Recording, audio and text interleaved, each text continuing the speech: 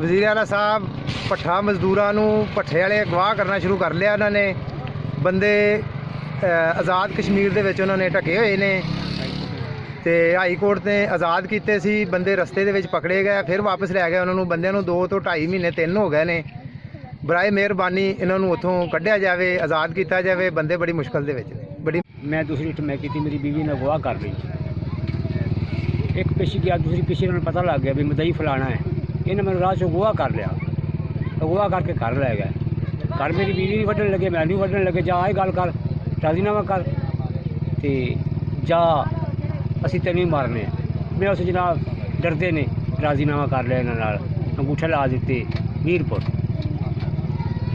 मैं बंदे अपने इन्होंने मैंने सारे बंदे क्या सी, मैं जनाब अर्ज करदा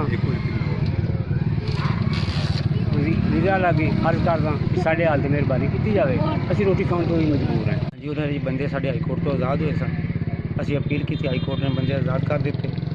उन्होंने आके खारियाँ तो दोबारा बंदे चक जो बंदे चक के लै गए, उन्होंने जाके बहुत शद्दत कर रहे हैं, मार रहे हैं, कुट रहे हैं, बच्चियाँ बेइज्जत कर रहे हैं।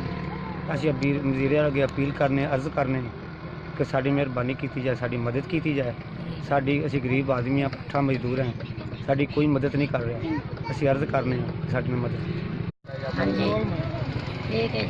सानू फड़िया उन्होंने, सानू खारियां वाले ने मारिया लिया, उन्होंने बड़ा सानू मारिया, फड़ते लै गए पिछा, टक्या सानू लिजा ते लत्तां बाहां भन्नियां भन्नते। फिर उन्होंने सानू जंदरा च टक्या, दूर लै जांदे सी पजा ते बड़ा मारते सी, रोटी पानी भी नहीं देंदे सी। बड़े सानू उन्होंने कुट्टिया, मेरे गल च फांसी पाते सी, गल च रस्सा पाया। बड़े बंदियां ने साडी मिन्नत मसाजी ने मेरी जान छड़ाई। बड़ा सानू मारते सी बंदे बुढ़िया ने, बेइज्जत बहुत कीता उन्होंने सानू।